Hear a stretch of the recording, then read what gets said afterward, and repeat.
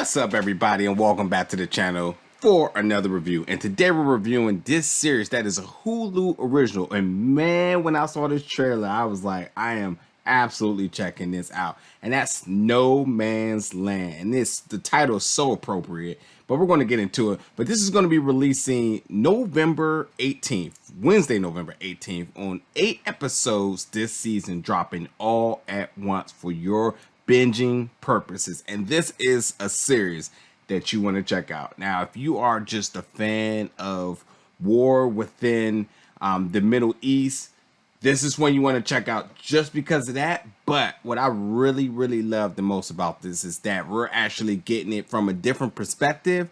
Also, we're getting to feature the YPJ, which is a group of women who are kicking ass in the Middle East. So I'm gonna get more into it in a second, but quickly let me just break down a little bit what the synopsis is, and then I'm gonna give you my definitely my goods, and if I have some bads, but we'll see. But so No Man's Land dive into the depths of the Syrian civil war through the eyes of Antoine. Now, Antoine is in France, and Antoine and his wife are getting fertility treatment. They're trying to have a baby, and they got appointments and all that stuff going on. When Antoine, during one of the visits, happens to just be looking at the TV monitor, and he's like, "Yo, I think that's my sister in Syria," which would be normal if his sister wasn't presumably dead 2 years ago in a suicide attack of some sort, shall we say. So with that being said, he's really torn now. The family has been grieving. They don't know what to do at this point, and he is left with the tough decision of leaving his wife, who he's trying to have a baby with, and going to Syria to find his sister. Which, when you think about this now, that his mom and his dad has just been in complete shambles at the idea that their sister is gone, and the fashion of how she died. So he's like, you know what? If there's any bit of hope that she may still be alive, I'm taking a chance. So that sends him into Syria. And while he navigates his way, trying to piece by piece get himself to where the footage of where he presumably saw her at, he finds himself in the middle of a war.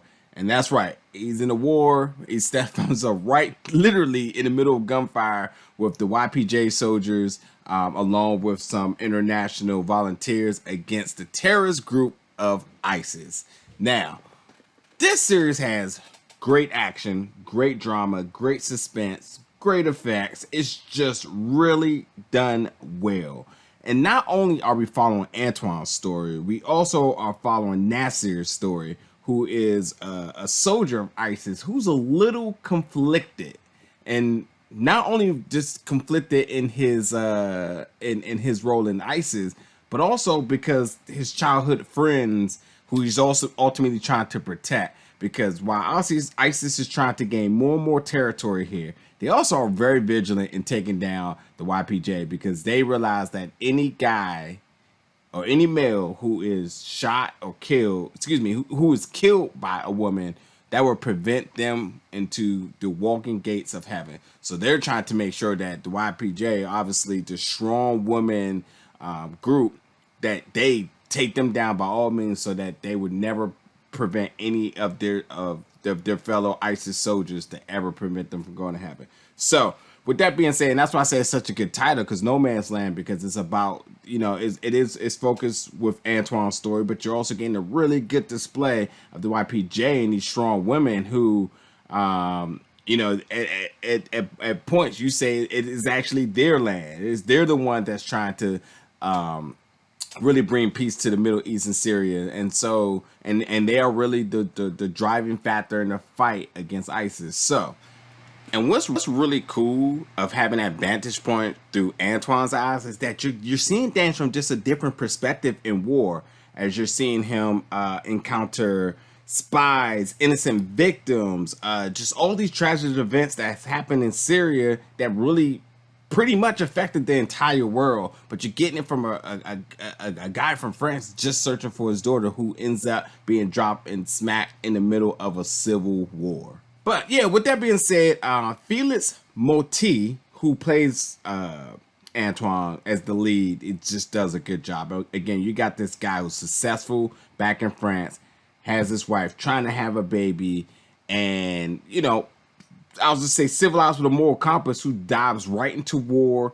He learns about handling guns, and he just his life just completely changed. So you have to see this character kind of evolve into this soldier over time. And I think that with the dynamics of him doing anything by any means to find his find his sister, excuse me, but at the same time the protection of himself, because he don't know where the hell he's at. He's really not built for this. At the same time, having some other little elements occur, which I won't spoil. And then you have James Floyd, who plays Nasser. Now, Nasser is that other character I'm talking about, too. You have these, who I will also kind of consider a lead as well, too, because you have his story starting parallel about the third episode in, that realizes that everything's eventually all connected, or all at some point will get connected.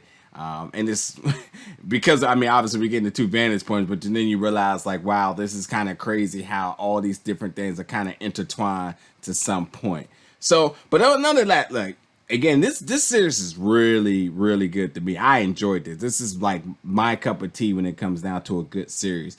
Now, because you're dealing with war, I will say that this film, this series is not gory. Has good effects, but you're not getting a complete massacre, a blood splatter, and executions and everything of that sort, as we know ISIS is known for. There's none of that in here.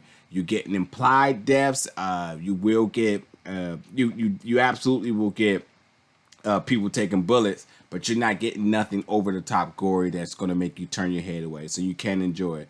But each of these episodes are roughly about 45 minutes to an hour. It's 8 of them. It's a good bench. They're all dropping November 18th. It's on Hulu. This series, again, this was very entertaining to me. I thought the performances was good. I really liked the plot. And again, it was very suspenseful. A lot of drama.